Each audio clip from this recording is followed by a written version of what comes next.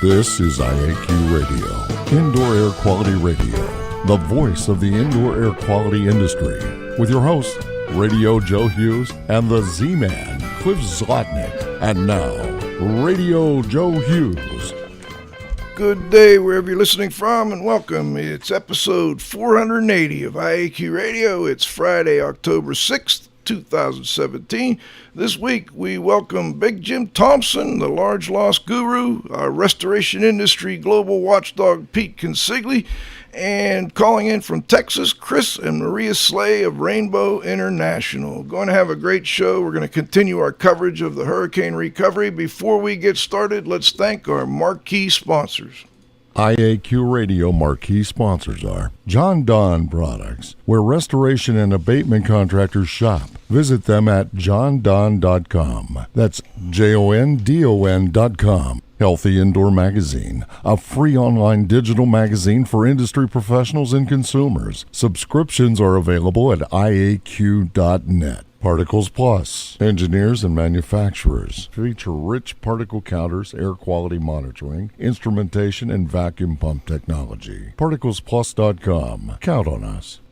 It's the 2017 Healthy Building Summit, November 2nd through the 4th at Seven Springs Mountain Resort in the gorgeous Laurel Highlands of southwestern Pennsylvania. Join industry leaders and educators as they discuss research to practice, navigating changing industries. It's 2.5 days of IAQ, remediation, building science, and home performance. Marquee sponsors include John Don Products, where restoration and abatement contractors shop. Particles Plus, count on us. Exhibitors are AEML Microbiology Laboratories, TrueTech Tools, Prism Analytical Technologies, FiberLock Technologies, HaywardsCore.com, and Instascope by Detection Tech. Register now at HealthyBuildingsSummit.com or call 814-754-4808. Okay, please be sure to thank our sponsors of IAQ Radio when you inquire about their services or products. And last but not least, please visit the IAQ Training Institute website for the most current dates for the training you trust at IAQtraining.com. Let's turn it over to the Z-Man for today's IAQ Radio trivia question. And now you can win a cool prize. It's time for the IAQ Radio Trivia question. Be the first to correctly answer. Simply email your answer to czlotnick@cs.com, or if listening live, just text your answer from your computer. And now, here's the Z-Man with this week's IAQ Radio Trivia question. Congratulations to Doug Conan, Aerotech Environmental in Dayton, Ohio, the first person to identify a band or tie from the Middle French as the derivation of the word lean. The IQ Radio question for today, Friday, October 6, 2017, has been sponsored by Ideas, the Solution Chemistry Company, creating unique solutions, odor removal, surface cleaning, and decontamination problems. Here is today's trivia question.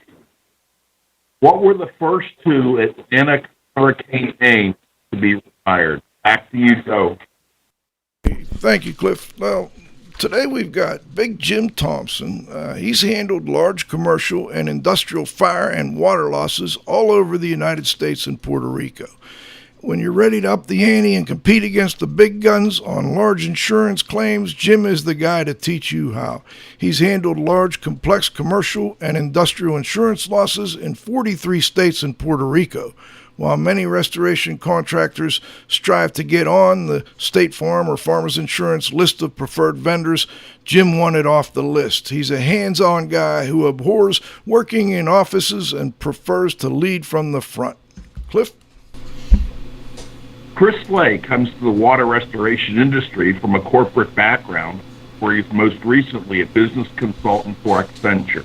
He is the Rainbow Restoration franchise owner in Sugarland, Texas. As the owner, Chris makes it a point to meet each customer personally to ensure the work is going according to plan and according to the insurance design. He's been omnipresent in the Texas area, on the news, and in the trenches, helping with recovery following Hurricane Sandy. And Maria Slay, she's got a master's degree in business and 19 years of experience in the insurance industry and is a licensed adjuster. She understands how property insurance works and how to make each loss beneficial to both the insured and insurer. In addition to managing the branch, she schedules the jobs, writes the estimates, manages the contractors, and you also find her on site working with her hands with the other workers at the site. We've also got Pete Consigli, hopefully coming. He may be a little delayed. Pete, you want to do, or Cliff, you want to do a quick intro of Pete? Sure. Pete Consigli is the Restoration Industry's Global Watchdog. He's been a longtime friend and guest on IAQ Radio. He presently serves as an advisor with RIA's Education and Certification Committees and staff. He is the water loss specialist, prep course facilitator, and program advisor. He also advises the RIA Board, Contractors Association Management Team on matters impacting the restoration industry and RIA. All right, let's get a question out to the group. I want to go around the horn on this one. Let's start with Jim. Jim, you're primarily working in Florida, I believe, but you're also working with people in other parts of the country that were damaged or hurt by the hurricanes here. How's the recovery coming along from your perspective? I was in Houston immediately thereafter working with restoration companies, and it was the nicest place to have a hurricane I've ever seen.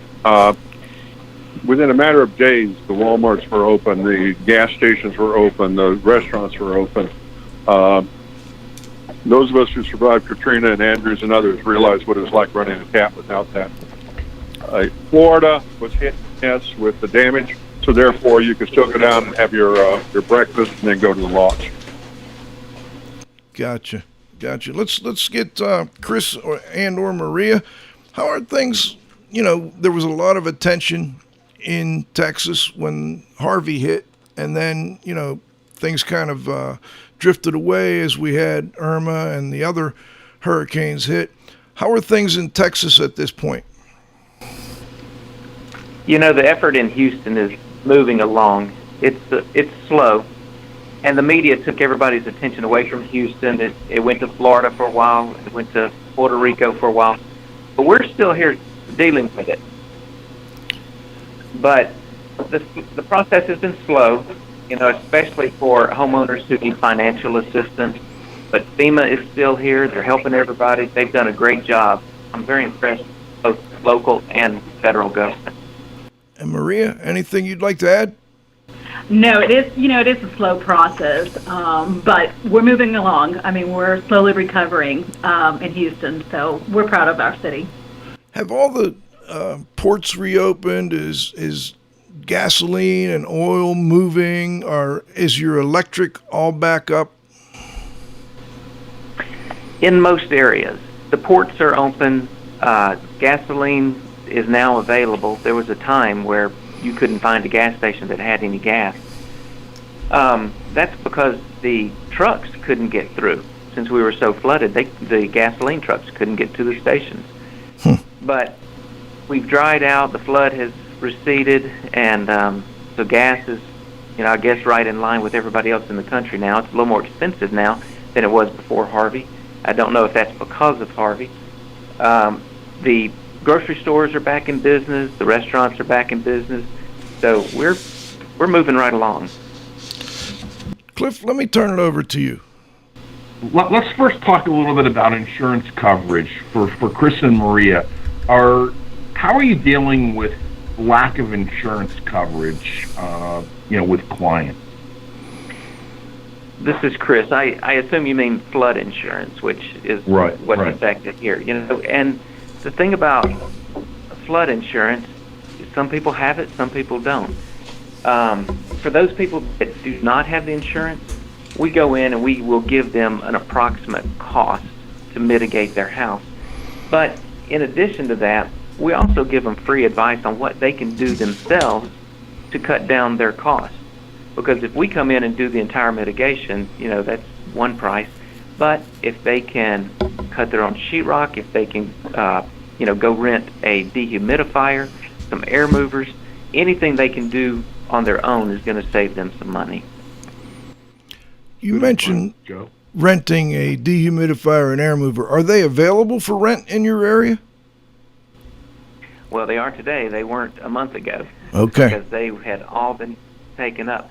But today you can walk into any hardware store, and in the very front of the store, as you walk in, they've got stacks of dehumidifiers ready to go. And unfortunately, that wasn't a month ago. They were running out a month ago. Jim, I want to get the same question for you with respect to Florida. How's the equipment situation? Is there enough equipment available? Are there enough crews? One of the things I read, and this goes back maybe to Chris and Maria more, but Jim, you can comment on this as well. There's a shortage of workers to actually do this work because there's so much of it all at once, especially construction-related work. Jim? I really haven't ran into that. We were very concerned about that, when this last one was supposed to be the worst hurricane in history. Of course, they're always the worst hurricane 3 days out. But it was going to wipe out Miami and Naples and the whole bit. And all the equipment in the country, every that was to rent or buy, was in Houston.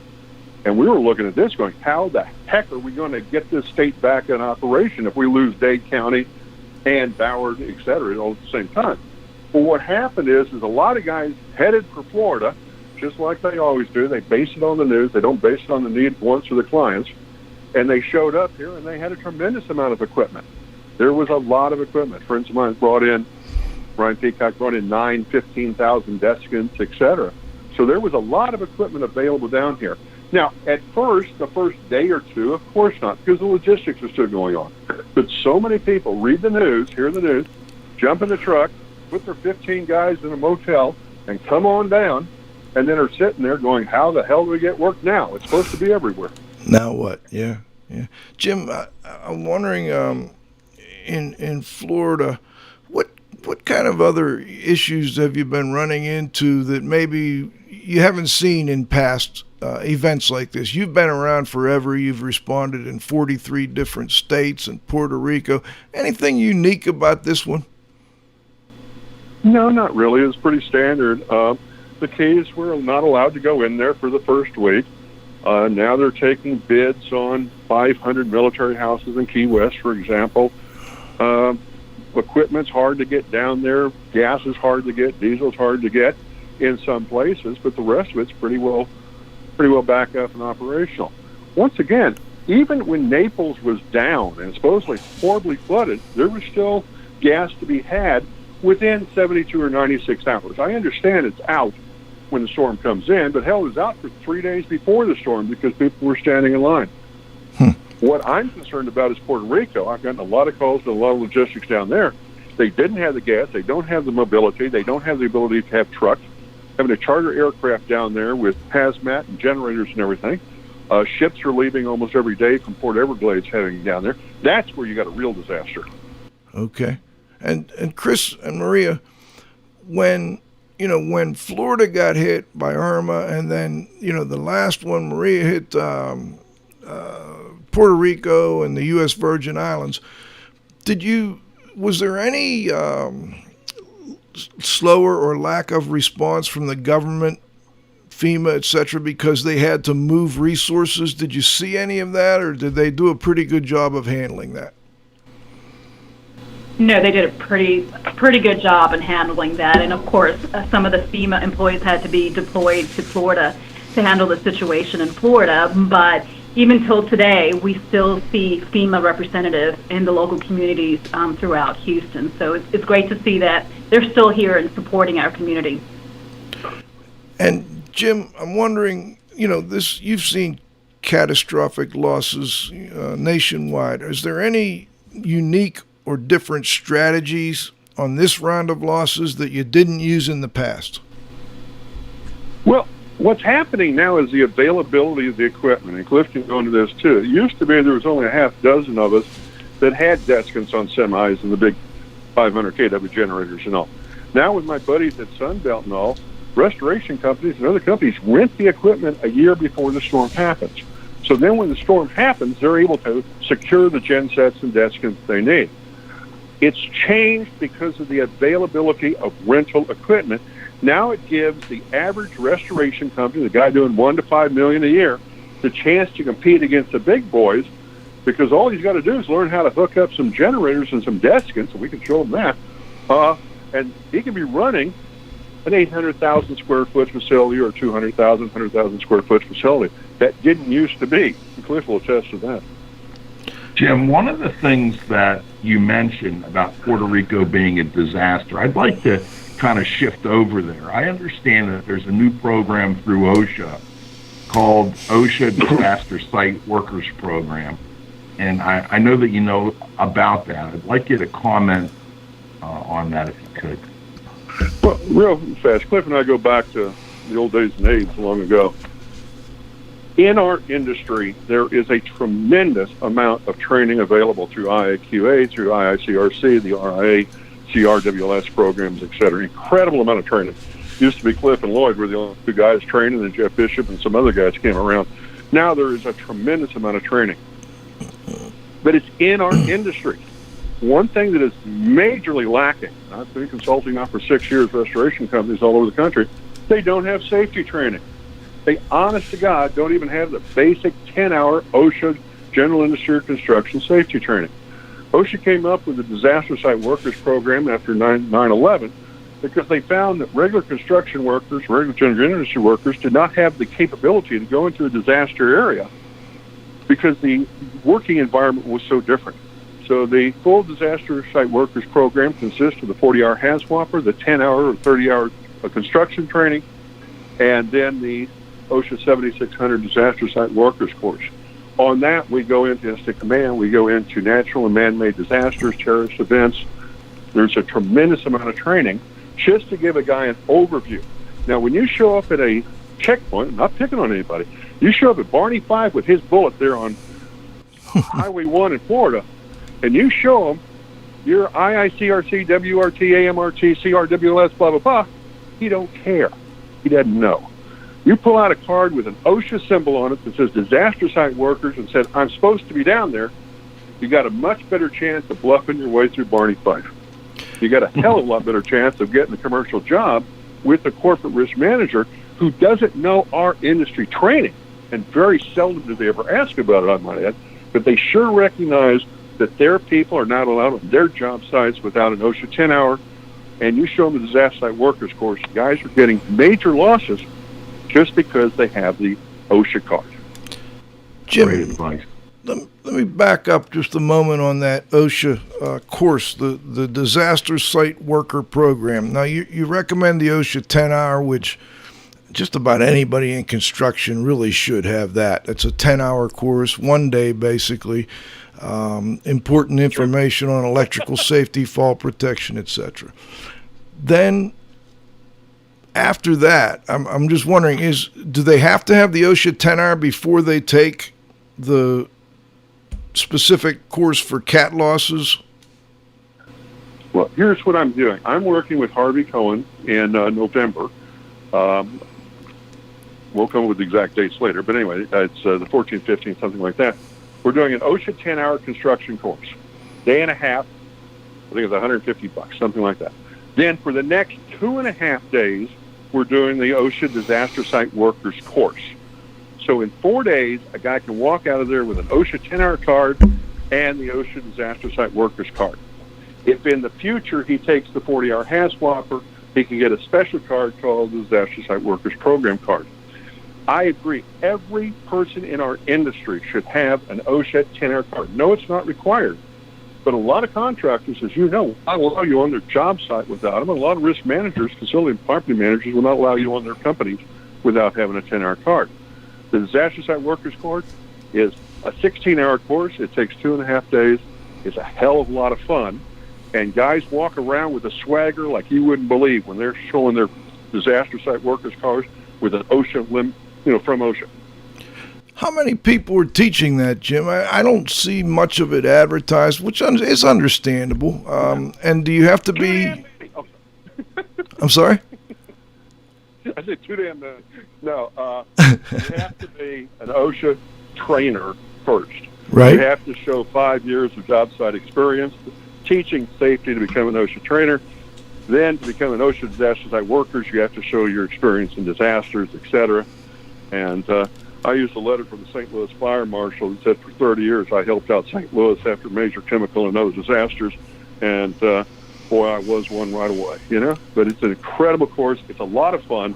It deals with stuff that no other thing in our industry deals with, because it's dealing with WND, weapons of mass destruction.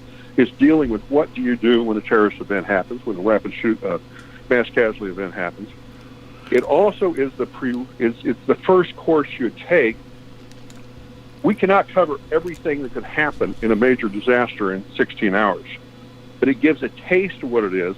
And then, according to OSHA, you have to have industry-specific training to the actual disaster you're on before you go in there. I see. And is there an OSHA-developed course manual, or do you have to follow their outline and then develop your own course materials? I'm using their outline, I'm using their materials, I'm using their PowerPoints.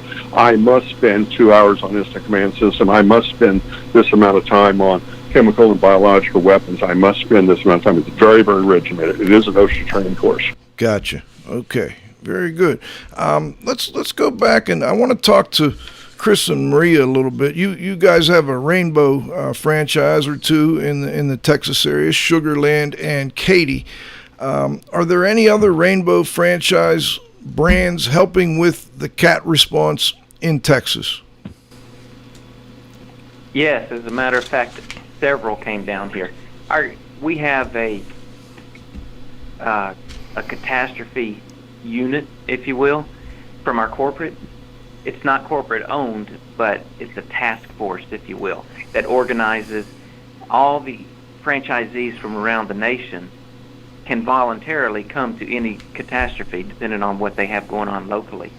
So here in Houston, throughout Harvey, I think we had as many as 35 franchisees working throughout South Houston. That's from Port Aransas over to Beaumont. So really helps to bring in people from other areas. They're trained, they know what to do, and they're here to help us. Maria and myself have actually gone to catastrophes around the country to help other franchisees when they're buried. Quick Cliff? follow-up, if I can, Chris. What about the other rainbow brands? Because I know that you have the plumbing brand. I know that you have the the landscape brand. Are any of those other people also engaged nationally down in Houston? Absolutely. There's a number of brands, and collectively we call ourselves Neighborly. So Okay. I would say, Rainbow International is a neighborly company. So these other brands that you talk about, Mr. Appliance, and others, they actually get involved in a catastrophe like this. When you go into a flooded establishment, whether it's a restaurant or residence or whatever it is, they have appliances. They have electricity, and now they have electrical problems. They have plumbing problems. So all of these other brands that are within the Neighborly brand absolutely come in and help us. Let me, what I'd like to do here is I see the Restoration Industry Global Watchdog has joined us, and just before we break for halftime here, I want to get an update from Pete and see what he's been seeing in his travels. So let's unmute Pete. Pete, you with us? Yeah, I'm here, guys. How you doing? Very good. Good to have you back. I know you had an emergency, so are you driving and talking? No, I'm actually not driving right this minute, but I logged on and I was waiting for the address I'm going to pull up on my GPS, so I will be driving. But anyway, since you brought me on, I caught the tail end of Jim's comments on the OSHA disaster worker, and then the gentleman on the rainbow stuff. So I didn't kind of get the whole picture on Jim's thing with the OSHA disaster worker. I'm very interested in how that, how many guys in the field are actually have that, how important that would be with guys going out and doing cat work. Even though it's a voluntary program, I think, eventually that may evolve into something mandatory. I'd be interested in Jim's comments on that, and also if any of the Rainbow people have certified in that program and doing that. I think that'd be pretty important. Okay. Jim? Yeah. The OSHA Disaster Site Workers Program is not required work on job sites by OSHA, etc. It is extensive training, as much as we can fit in 2.5 days, that you're not going to get at any of our industry training. We're going into things about what does the instant command system do? Where do you fit in? Where do you report in a catastrophe? Who in the instant command system do you liaison with, etc.? Where do you fit in the overall picture of a Houston or a Florida or Puerto Rico? It is a lot of fun because you're throwing things at these students that they've never had thrown at them before. It's dealing with real disasters, real catastrophes, real weapons of mass destruction, major casualty incidents, etc. And it just gives them a taste of what's going on around them in a disaster. We're also used to how much fans we put down and DUs we plug in and how many amps we get out of the generator. We don't necessarily know what is the community response doing. Where do we fit in as part of our community? And I worked for decades out of St. Louis with the Disaster Management Council of the city and county and surrounding state to work with how can we help the community when it really gets the heck kicked out of it. By that, it enabled me to go from a better cleaning service with Cliff's help into a nationwide disaster restoration firm because I knew what the other guy wanted. I knew what the risk manager wanted. I knew what the facility manager wanted. I knew what the government wanted. And by working with them, you learn that at the Disaster Site Workers Course. You have to have, per OSHA requirement, you have to have a 10-hour general industry or construction first, which ISC or CHST might go for that. We're doing it at Harvey's office in Orlando, the 14th and 15th of November, the 10-hour, half a day on the 15th, and then 2.5 days, 15th, 16th, and 17th on the disaster site workers. We can have 40 people for the 10-hour and only 10 people for the disaster site workers. We spend 3.5 hours just on respirators, different types of respirators, etc. So it's a lot of fun. So look, I guess my main point in asking that question is that my understanding originally in the development of that program by OSHA was really designed for corporate employees, government employees, people that had to go into these disaster work areas. A lot of the stuff that Jim just kind of talked. No, it was designed for the guys who went into disasters as the workers, as the riggers, as the construction guys, as the general cleanup, who had no understanding that those lines might be dangerous, that there might be snakes in there, that there might be a secondary explosive on a terrorist event as you walk in the door to clean it up. Jim, it could be up and behind you. I understand that part. But over the years, with a lot of facility people and other people that I've dealt with, some of them have sent their people as part of the disaster plans to actually go through that. So when a disaster hits, they had a broader understanding.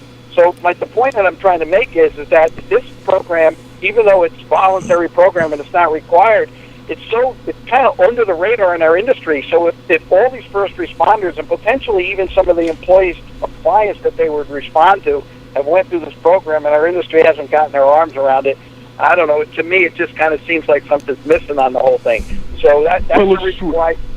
Yeah. Let's switch over to the marketing, Pete, and that is if you walk into a risk manager and say, we can get through checkpoints, we can do this, we know about it, here's our OSHA Disaster Site Workers card, I might be able to use that as a marketing. That's not what OSHA intended, but I'm talking about as a marketing guy here. That might be able to get you more work in. No, it's not required by the government at this time. It's a lifetime card at this time. That might change in the next 10 minutes. It might be required on every job site. But as a marketing tool, my guys all have this. That's a hell of a close. Cliff? Yeah, well, Pete, if I may, one of the things that we always talk about in our industry is communication, how important communication is with the client and with the insurance company. You have to understand, I think this is one of the things that Jim touched upon and can expand upon, is all of these other, whether it's you're dealing with the military, whether you're dealing with the government, whether you're dealing with police, they all have their own language, their own lexicon, their own terms.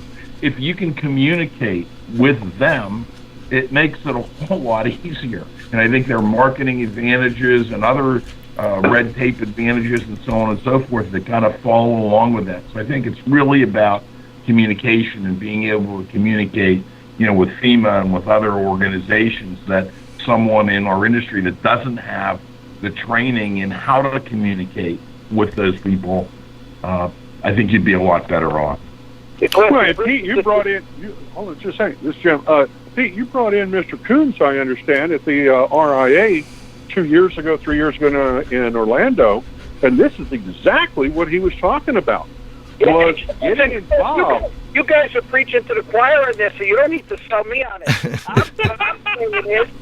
What I'm saying is that I'm just surprised that the industry hasn't gotten their arms around it, and that's why I thought it was important that we get more of this information out on the show, the key bullet points, get into Cliff's blog, so that we could get the word out to the industry, to wider audience. So look, Jim brought up another thing about these communities, and, Cliff and myself went several years ago with about 5 or 6 other guys representing RAA at the time to a resilient community conference in Charleston, South Carolina, and there was the mayor of Charleston, the mayor of Gulf Shores, talking about how they responded after Katrina and all this kind of events. So that's exactly the point, is that I think our industry is kind of missing that. I like what the Rainbow gentleman was talking about, the friendly community and all that kind of stuff. So I'm just curious if outfits like Rainbow, the national franchises, Belfour, all the national players, if they actually do this disaster worker program and use it in the marketing. So I'll toss it back to you guys. Okay, Chris, Maria, anything you'd like to add on that one before we go to halftime? I don't have anything to add, Maria. No, I think it's important because we are a neighborly company, and we utilize some of the other Mr. Electric, Mr. Rooter to help us with this catastrophe event.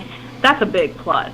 That definitely gives us an advantage in a catastrophe like this. So we really appreciate the fact that we're a company that's able to kind of move forward a little bit ahead of other restoration companies, in my opinion. Okay, we're going to stop for halftime. We'll be back with the second half of our interview. We've got Jim Thompson, we've got Chris and Maria Slay, and we've got the Restoration Industry Global Watchdog, Pete Consigli. We'll be back in 90 seconds. IAQ Radio would like to thank our association sponsors. The Indoor Air Quality Association, a nonprofit multidisciplinary organization dedicated to promoting the exchange of indoor environmental information through education and research. Visit them at iaqa.org.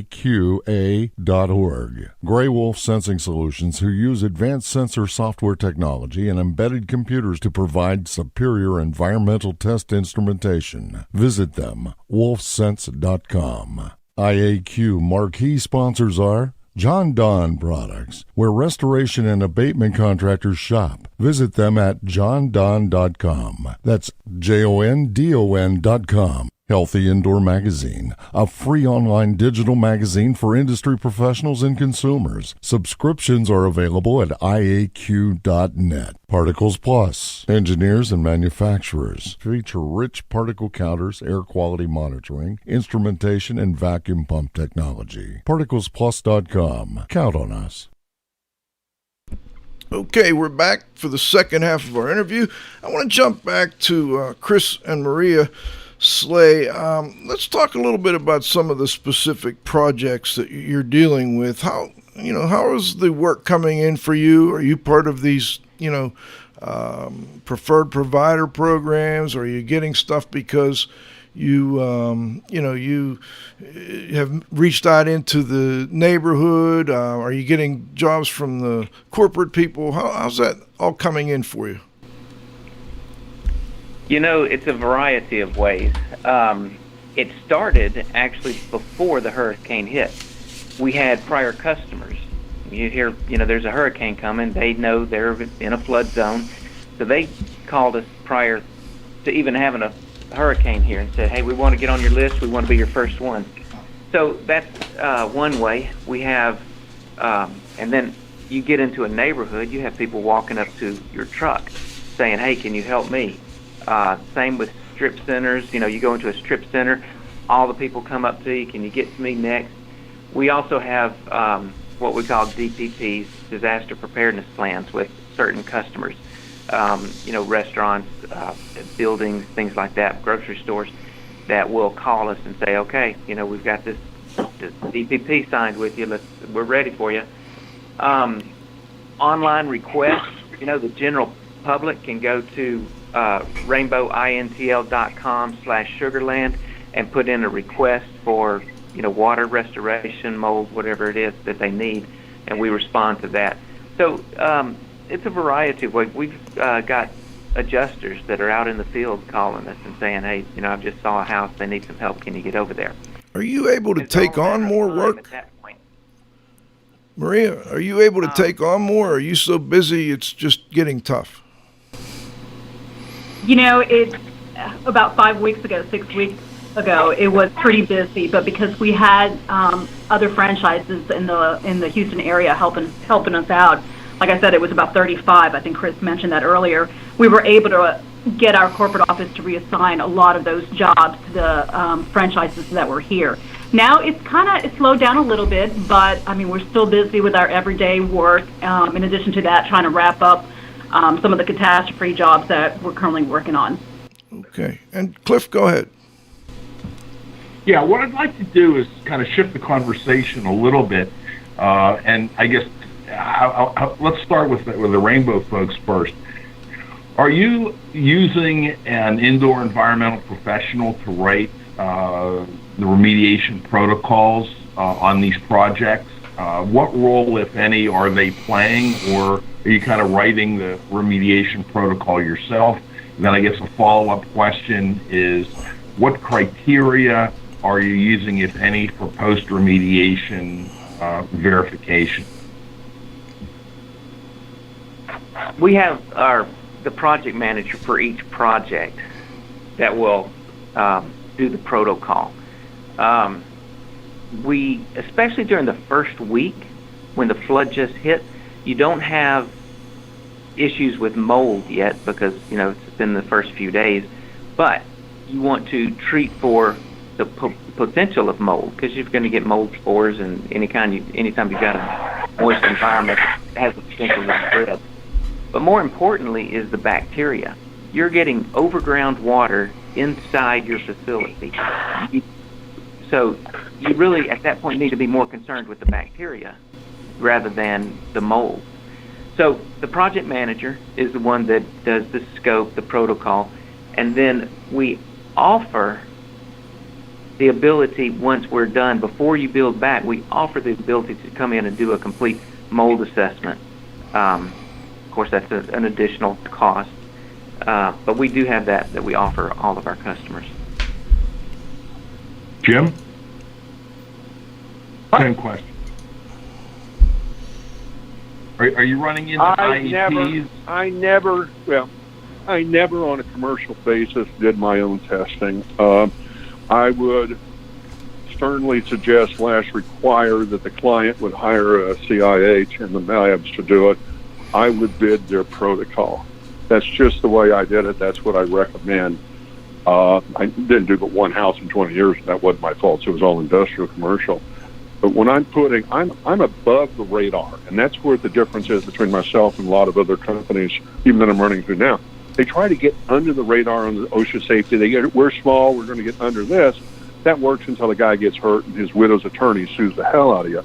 But if you have a CIH who does the protocol on a contamination or on any type of problem like that, and then you bid what it's going to cost, 1.7 or whatever, or 200,000, 100,000, to do that protocol, then when you're done, he has the clearance samples come back from the lab saying you have met that protocol, your clearance samples have passed.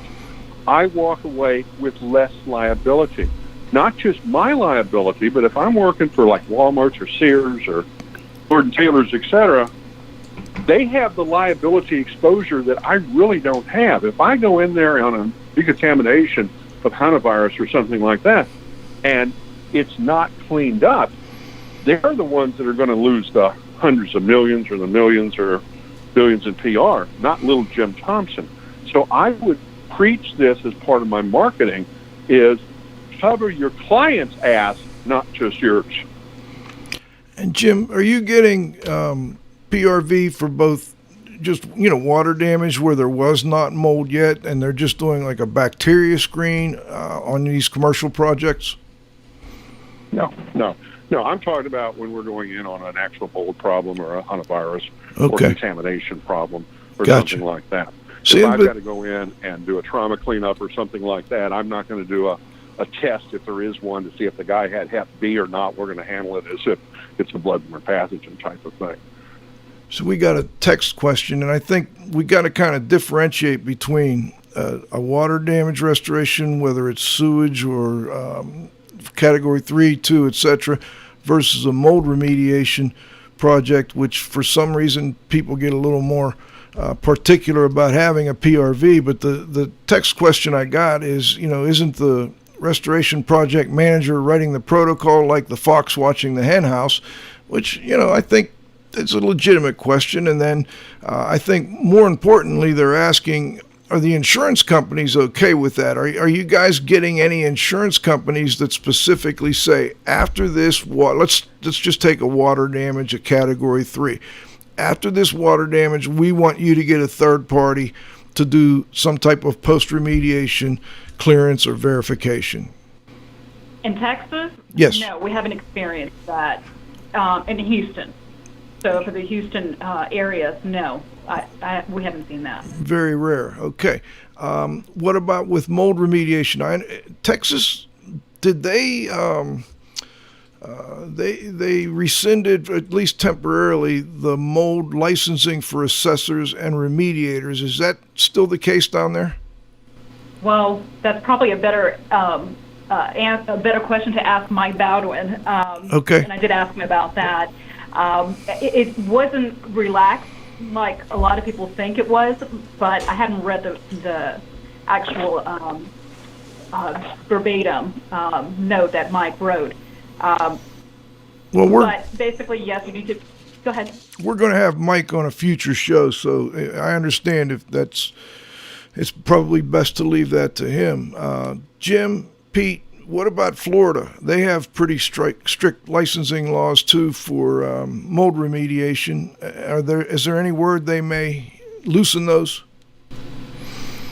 I haven't heard of it. This is Jeff. I haven't heard of any. And yes, in Florida, you have to have a license by the state in order to bid. I say again, bid a mold job, in my understanding, let alone do it. And with respect to doing these projects, let's give us some idea of maybe one of your more unique or interesting projects. Let's start with Chris and Maria, and then we'll go over to Jim. That's a tough question about a unique project. They're all unique, right? They're all unique, yeah, in their own way. We started actually prior to Harvey with going out to some of our DPP customers and preparing them for the hurricane before it hit. And, grocery stores are a good example. That is a place that everybody's going to need during and after. There were so many grocery stores in the Houston area that had to shut down. You couldn't get groceries, or the shelves were empty. So we went to some of our customers, grocery stores, and we actually prepared them for the storm so that they would survive and be able to stay open, be open the next day after the hurricane. So people were able to get in there and get their groceries and water and food, the things they needed. Okay. Well, And let's back Jim? one step beyond that and go into McLean and DOT and different transportation facility companies, because after Charlie hit, the Orlando, Florida McLean was shut down, and that brought the food in for the grocery stores and the Walmarts and 7-Elevens, etc. So if the trucking and distribution network is down, the local guys might be ready to open up their grocery store, but if there's no bottled water because the transportation's down, then you back up into a larger sphere of the industrial versus the local and say, I've got to get this entire network of transportation back up. What's it going to take to get McLean or DOT back in business?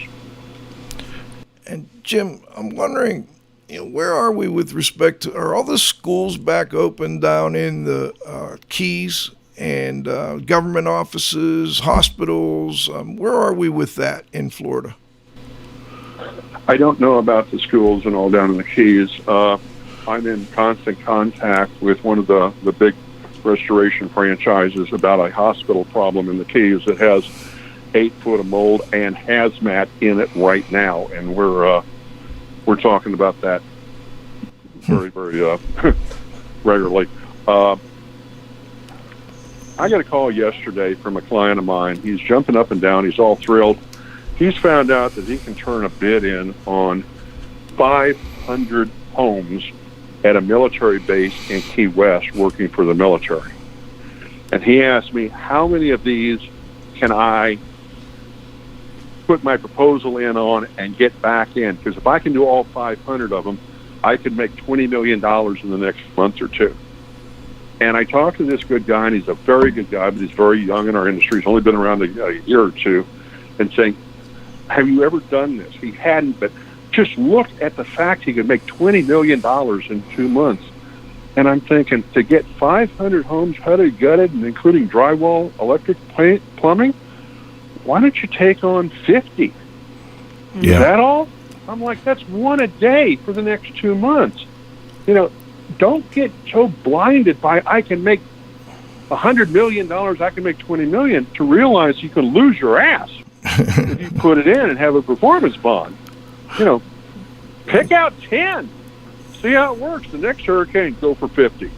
That's a great tip, Jim. That's a great tip for people, and I think it's a really good story for listeners to pay attention to. By the way, that text, Florida has not relaxed any licensing protocols, but it's easier to get a CWP. A CWP is a concealed weapons permit, so I just wanted to clarify that for the listeners. All right, let's go back. One of those, but I can't shoot the dang mold. Come on, guys. Hey, Joe, it's really not that funny. I think Pete can attest, when we were in New Orleans after Katrina on a FEMA consulting team, where actually the folks we were working with, Frank Heaton was the coordinator, and they had shotguns in every truck. Oh, yeah. You look at the looting, you look at some of the crazy behavior, and, protecting yourself and your client and so on and so forth is pretty important. I understand. Go ahead. People who have not been in a real disaster do not realize that 911 does not work.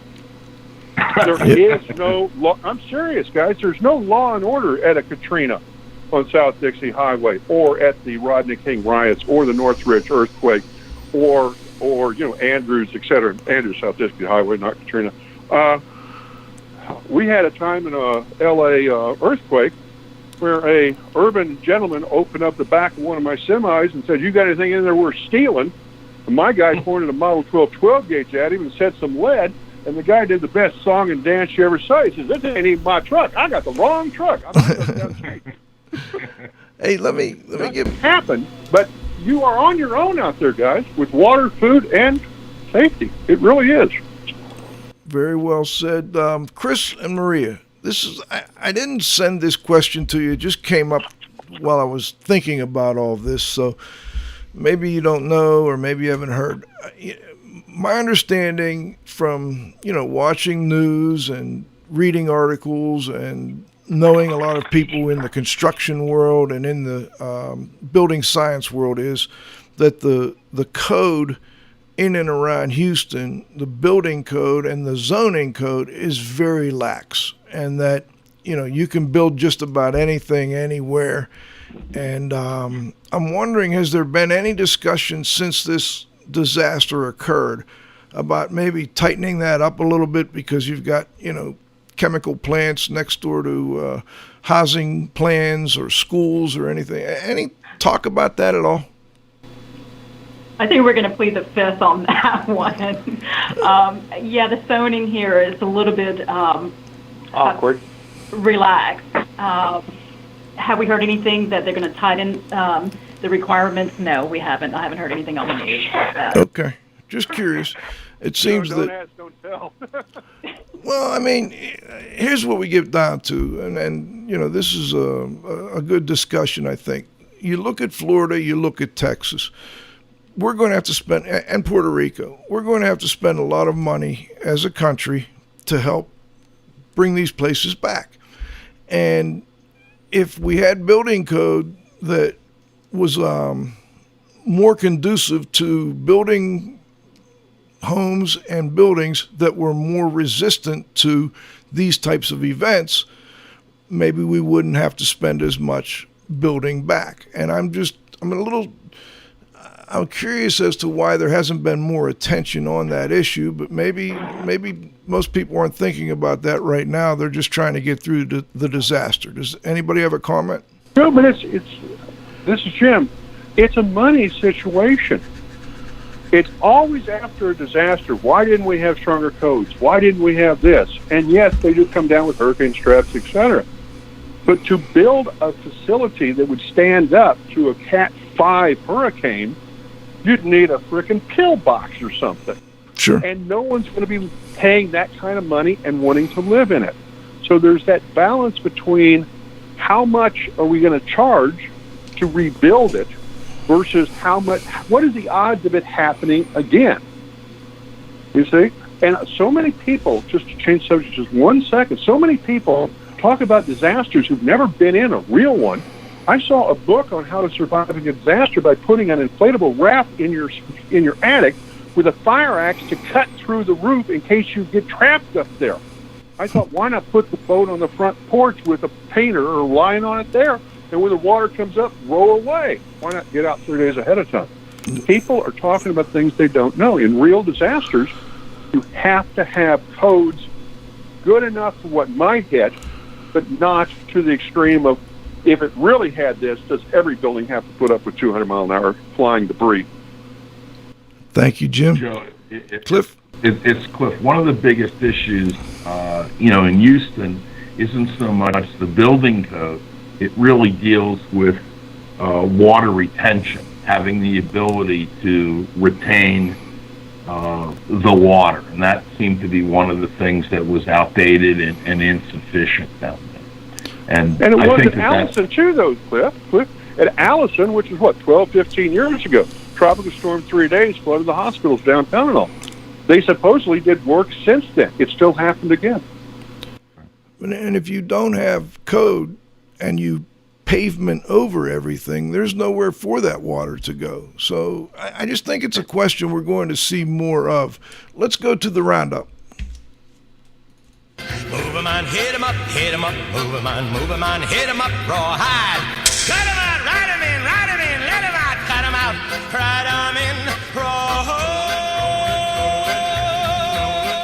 All right. Cliff, let me turn it over to you, see if you have any final questions, and then I'd like to give each guest a chance to add anything that we may have missed. I think what I'd like to do is get a comment from Jim on the role that creativity and street smarts plays in getting work in these types of situations. Okay, let's look at it. What if Houston, Rainbow, every checkpoint that was there that said locals only past this point, what if every guard, every guy there in a reflective vest had a bottle of water in his hand with the rainbow with the rainbow logo and the 800 number? Because they had been to and I'm picking on you guys, but because they had been to every community preparedness disaster event for years beforehand, and they were so used to passing out rainbow bottles that the checkpoints would say, "Oh, rainbow vans, come here. Do you have more bottled water for us? Oh, yeah. You need to get down there? Sure." I did this, guys. It works. Okay. Get involved with the community before it happens, so they expect you to be as part of it. They don't keep you out. They say, let him in, let him in. And as I understand it, Mike Bowden actually, we met through Mike, and that was one of the reasons he referred us to you to do this show, Chris and Maria. He said that, you've been out doing outreach to the community, you've been on the news, you've been, really, really present where people can, see who you are and get to know you a little bit. Before we go, is there anything that you'd like to add for listeners, especially those that are, responding to these types of disasters? Any tips you want to give them? Anything we missed at all? Well, I have one big tip for everybody in Houston. And y'all have probably heard this on the news, but in Houston, and I would say all of South Texas, a very small percentage of the people that flooded actually had flood insurance. It was very painful for a lot of people. So my tip to everyone listening, get flood insurance. It is not expensive because Houston will flood again. Mm-hmm. There are more and more people moving to Houston every day, every week, every month. There's more concrete going down. There's less place for the water to go. So every time they build a new neighborhood, they build it a little bit higher, which pushes the water into the old neighborhood. We will flood again. There will be storms. So everybody get flood insurance. It's not expensive. It is affordable. Do it today. Maria, anything you'd like to add before we go? The big part is definitely getting involved with the community. So I'm glad, I can't recall the person who mentioned getting involved with the community, but that's definitely something that we did and we have been doing in the past. It's not about us taking from the community. It's also about us giving back to the community, even if it's free advice, if it's free services.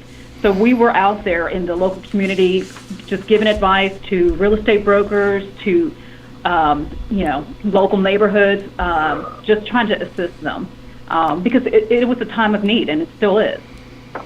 Well, thank you for taking time out to join us here today on IAQ Radio. And I want to see if Pete, do we still have you on the line? Yeah, I had to check out for a short time right after the roundup, but I've been on here for the last 10 minutes or so. You got a final comment before we go, Pete? Well, just a little mini report of what's happening here in Florida since we last talked. What we're finding is, particularly in these coastal areas and a lot of places where people may snowbird or maybe they're not in these homes, in these houses, they're starting to see that they're discovering, water that got in there from the hurricanes, windblown water. A lot of it is, in the non-conditioned spaces, so people are starting to check. We're finding out from a lot of the members, a lot of these are going to be mold and remediation type jobs. May not be dry, and possibly it's too late, depending on the time, distance, and the circumstances. We're also hearing there's a lot of requests for IEP type of work, particularly down in the islands, in the Virgin Islands and Puerto Rico. I think for people to go down and tell them what they need, what the level of damage is, and right protocol, those kinds of things before just having the restoration people come in. You're starting to find that restoration people are starting to rely more on that, maybe to reduce their liability or to have more clarity on, to try to get as close to following the industry standard as they can. So we're finding more of that stuff's happening, and I don't know whether you filled the listeners in. But, number one, I just want to publicly thank you guys. I don't know that I have, but the time and the energy and effort that you're putting in to continue to cover this. I think CleanPack's R&R, the industry journals, are doing it too, but it's not the same as having the guests and having direct reports from the field come in. So I think that's great. And, some of the other people that we're working on for future shows over the next month or so to deal with, different types of issues from different perspectives from not only Texas and Florida, but some of the other states and Puerto Rico and some of the offshore areas. And of course now, Tropical Storm Nate is out there. It's supposed to be hitting Cancun. Cliff has a place down there. He's had a couple hurricanes in the past at Cancun. I don't know whether his plate's going to hit again. And then the track keeps changing, but it looked like it was going to come off the Gulf. We're probably going to get winds in Florida, and I think maybe in Louisiana. I'm not sure, but that's kind of happening. So it's just the season isn't over, and it's just going to keep we're going to keep getting pounded. It's just this happens to be one of those years. So anyway, that's really all I have. I'm traveling around. I'm on the ground, and I'll call in as often as I can and help you guys with the guest, and kind of keep giving the updates as I find them. Well, thank you, Pete, and thanks for joining us. I also want to thank Jim Thompson, the big dog of large losses, Chris and Maria Slay from Rainbow Restoration, Sugarland, and Katy. Of course, the Restoration Industry's Global Watchdog, Pete Consigli. My engineer, John, you gotta have faith. My co-host, the Z-Man, Cliff Zlotnick. We'll be, actually, Cliff and I, my engineer's on vacation next week. We're going to do a Flashback Friday next week, but we'll pick a really good show for you to check out from the archives. And then 2 weeks from now, we'll be back with the next live edition of IAQ Radio. It's the 2017 Healthy Building Summit, November 2nd through the 4th at Seven Springs Mountain Resort in the gorgeous Laurel Highlands of southwestern Pennsylvania. Join industry leaders and educators as they discuss research to practice, navigating changing industries. It's 2.5 days of IAQ, remediation, building science, and home performance. Marquee sponsors include John Donne Products, where restoration and abatement contractors shop. Particles Plus, count on us. Exhibitors are AEML Microbiology Laboratories, TrueTech Tools, Prism Analytical Technologies, FiberLock Technologies, HaywardsCore.com, and Instascope by Detection Tech. Register now at healthybuildingssummit.com or call 814-754-4808. For IAQ Radio, I'm Spike Reel saying thanks for listening.